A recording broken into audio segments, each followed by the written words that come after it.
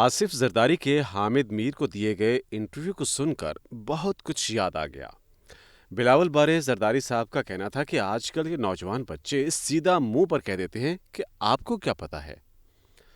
پہلے تو جنید مہار یاد آئے جو اکثر رات گئے میرے ساتھ آوارہ گردی میں ایک بات بڑے دکھ بھرے انداز میں دہراتے ہیں کہ یار ہم کیسی نسل ہیں، اپنے باپ سے بھی ہم ڈرتے تھے اور اب اپنے بچوں سے بھی ڈرتے ہیں۔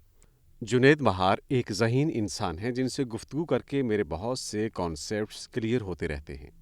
ہم دونوں کچھ چیزوں کے بہت شوقین ہیں۔ کتابوں کی دکان پر ہر ہفتے وزٹ کرنا، کتابیں خریدنا، پڑھنا اور پھر ان کتابوں پر سیر حاصل گفتگو کرنا۔ دوسرے، آوارہ گردی کرنا، کیونکہ خوش قسمتی سے ہمارے پاس ضائع کرنے کو جو چیز وافر مقدار میں میسر ہے وہ وقت ہے۔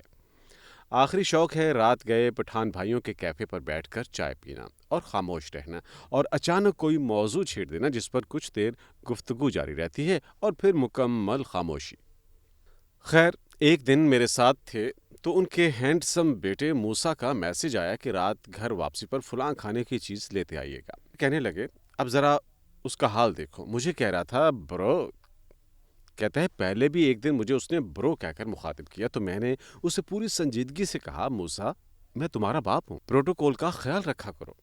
میں تو سوچ ہی نہیں سکتا تھا کہ اپنے باپ اور تمہارے دادا کے سامنے انہیں بابا کہہ سکتا، اور تم ہو کہ بڑے آرام سے برو کہہ رہے ہو۔ احترام کا خیال رکھا کرو۔ موسیٰ آگے سے مسکرایا اور بولا اوکے برو۔ اب جنید کہنے لگا کہ اس اولاد کا کیا کریں کہ جنہیں ہم سے ڈر ہی نہیں لگتا۔ ہمارا بابا تھوڑی سی بات پر بھڑک کر اماں کو کہتا تھا، جنید ابراہیم کی ماں بیٹے کی بات سنی ہے، اور لہجہ ایسا سخت ہوتا کہ کئی دن تک جرأت نہ ہوتی کہ بابا ناراض ہی نہ ہو جائیں۔ اپنے داجل کے ایک دوست کے والد کا بتانے لگے کہ دونوں گاؤں کے دوست اکٹھے ہاسٹل میں رہتے تھے۔ ایک ماہ وہ گھر نہ جا سکا اور اس نے جنید کو خط لکھ کر دیا کہ یار گھر جا کر میرے والد کو دے دینا اور ان سے میرا خرچہ لیتے آنا۔ ویکینڈ پر جنید گھر گیا تو وہ اپنے دوست کے گھر گیا۔ وہاں اس کا باپ موجود تھا۔ جنید نے انہیں بیٹے کا خط دیا تو انہوں نے پوچھا کہ یہ کیا ہے۔ بتایا کہ ان کے بیٹے نے خط بھیجا ہے، وہ خود نہیں آ سکا۔ جنید کے بقول اسے آج تک یاد ہے کہ خط کا سنتے ہی وہ بھڑک اٹھے اور اپنی بیوی کو دیکھ کر زور سے بولے، سنتی ہو تمہارا بیٹا اب جوان ہو گیا ہے، اس کی جرأت دیکھو کہ مجھے خط لکھا ہے، وہ خط لکھنے لگ گیا ہے، کل کو وہ میری داڑھی پکڑے گا۔ اب جنید جو اس وقت کالج اسٹوڈنٹ تھا ہکا بکا کھڑا ان کا منہ دیکھتا رہا۔ جنید کو اور کچھ سمجھ نہ آئی تو وہ گھر سے بھاگ کر نکل گیا کہ کہیں چاچا اس پر ہی چڑھائی نہ کرتے کہ وہ کیوں خط لے کر آیا۔ جنید کے بقول جب وہ گھر سے نکلا تو وہ ابھی تک اس دوست کی ماں کو کوسنے دے رہے تھے کہ تمہارا بیٹا گستاخ نکلا ہے، باپ کو خط لکھتا ہے۔ جنید ہنس کر کہنے لگا، آج میرا وہ دوست اور میں خود اپنے بچوں سے ڈرتے ہیں۔ پہلے ساری عمر باپ سے ڈرتے گزری، اب بچوں سے ڈر کر گزرتی ہے کہ وہ فوراً کسی بات پر رد عمل دیتے ہیں جیسے کبھی باپ دیا کرتا تھا۔ باپ گھر میں داخل ہوتا تھا تو یوں لگتا تھا جیسے ایک جابر حکمران آیا ہے۔ ماں سارا دن بچوں کو ڈراتی رہتی کہ ذرا باپ کو آنے دو، پھر دیکھنا تمہارا کیا حشر ہوتا ہے۔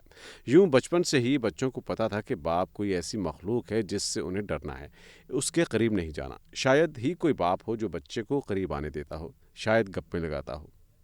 اگر کسی میلے ٹھیلے پر بھی لے جاتا تو بھی حد احترام سامنے رکھی جاتی۔ بچہ سوچ بھی نہیں سکتا تھا کہ وہ باپ کے سامنے کوئی بات کر سکے اور باپ بھی سنجیدہ رہتا ہے۔ اگر بچوں کو بھی بات سمجھانی ہوتی تو وہ بھی اپنی بیوی کو کہتا، بشیرے کی ماں ذرا پتر کے لچھن دیکھ رہی ہے، اس کو زبان لگ رہی ہے، اسے ذرا خود سمجھا دینا، ورنہ مجھے تو تم جانتی ہو۔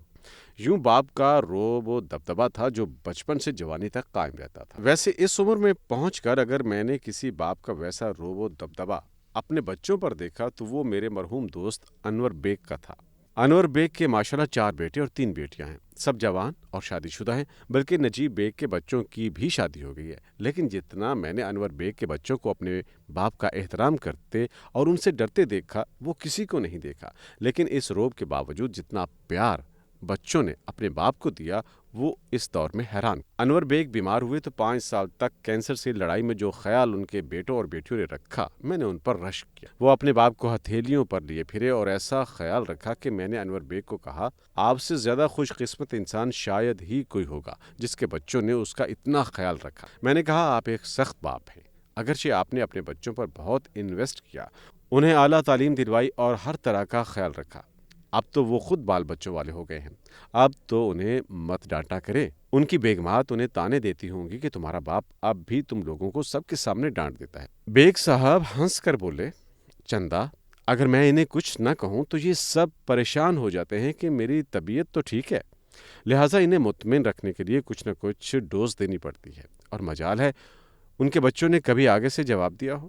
اکثر ہمارے دوست وسیم حقی بھی انور بیگ کو کہتے ہیں، یار اب بچے بڑے ہو گئے ہیں، اب تو ڈانٹ ڈپٹ سے باز آ جاؤ۔ بچے بھی اب اتنے عادی تھے کہ انہیں انور بیگ صاحب کے دوستوں کے سامنے ڈانٹ پڑ رہی ہوتی تو وہ ہنستے ہوئے ہمیں آنکھ مار کر نکل جاتے کہ سنبھال لیں اپنے دوست کو۔ انور بیگ جیسا خوش قسمت انسان شاید ہی ہو جس نے بھرپور زندگی گزاری، یاروں کے یار تھے اور ہر مشکل وقت میں آپ کے لیے حاضر۔